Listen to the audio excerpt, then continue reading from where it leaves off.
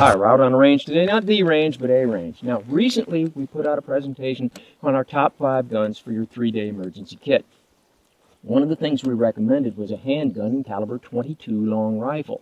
Now, that generated some discussion on the viability of handguns in caliber 22 long rifle for concealed carry, personal protection, home defense. This is a subject we've talked about at length on previous occasions, so we don't need to go into a lot of detail about it today. But there's a couple of aspects that I really want to concentrate on. And one of them is that if you're talking about 3-day emergency kit and Tiatuaki, okay, that could bring about some different scenarios. But speaking specifically today about your conventional day-to-day life, citizen-involved self-defense shootings for concealed carry, personal protection, home defense. Very typically, the ranges will be very short. Now, when I say that, you will see me sometimes demonstrating firearms at 25 and 50 yards, and people will tell me that such demonstrations are superfluous and bad because you would never shoot that far. There's 2 words that you really want to keep out of your vocabulary in this business. The word always and the word never. Sometimes people tell me you would never shoot in self-defense at a distance as excessive as 25 yards. Okay, yes, I really have been in a citizen-involved self-defense shooting where someone was shooting at me from a distance of approximately 100 yards, and I had to shoot back at them with a 1911 platform caliber 45 ACP. So since I've already been in that situation, it's kind of silly when you tell me it would never happen. However, from anything I can see, any stat I can see, any experience I have, the best I can say is the greater the range that you're going to shoot, the less likely it will happen. So a shooting that is less than 5 yards is going to be more likely than a shooting that's 5 to 10 yards.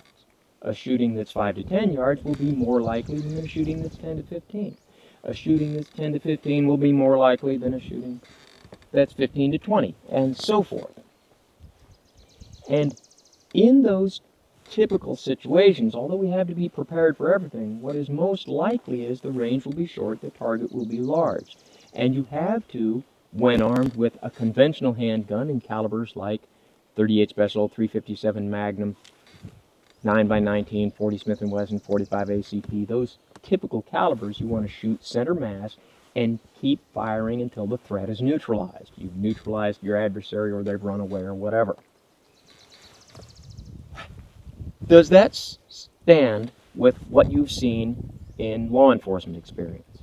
Yes, of course, because most personal defense shootings, you have to be able to justify your in fear of your life. And that's really hard when the distances are more than 5-10 feet. And we talk about 10 yards and that's what, 30 feet. Right. Okay.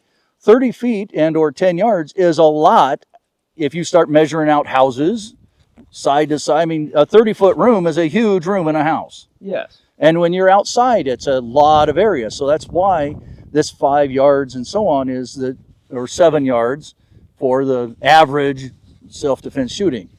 That being said, you can eat up that distance really quickly in a parking lot, in a school, anywhere. Those distances get big, and you should always be prepared and skilled at shooting more than just point shoot 5 feet or Right.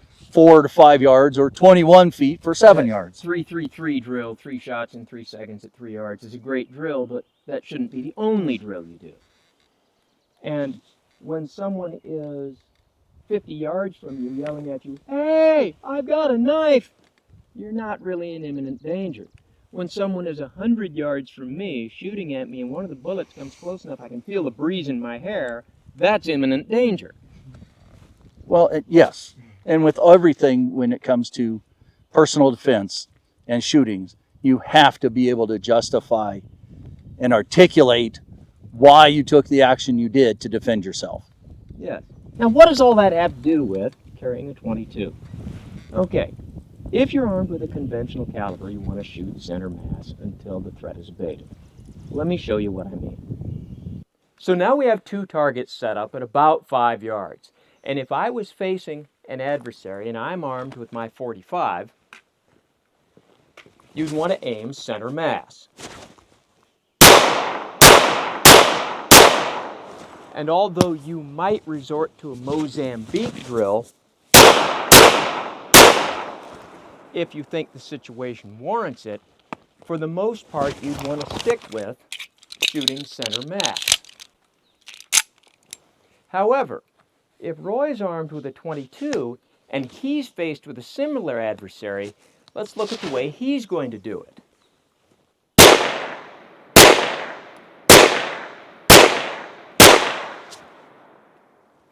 Now let's take a close-up look at these targets. So what we see is that I have a shot in the head when I'm doing the Mozambique drill, but for the most part we want shots to be center mass. Although when Roy's using the .22, we see a difference in his point of aim. And with calibers like .22 long rifle, you have to shoot for the right part of the target. Yeah, especially when you're not making giant holes. So when shooting at self-defense, if you're at longer distances, 30 or 40 yards, where you're just trying to keep somebody's head down so you can make your escape, then shoot for the whole target.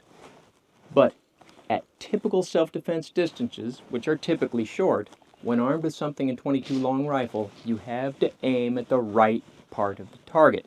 Now that brings up the question, what if it's more than a .22 but less than a .38 or a 9mm, like a .25 ACP? I'm going to say .25, .32, .380. That's just my opinion. Sounds Anything about else? right. Go out and train so you're best prepared for the worst case situations.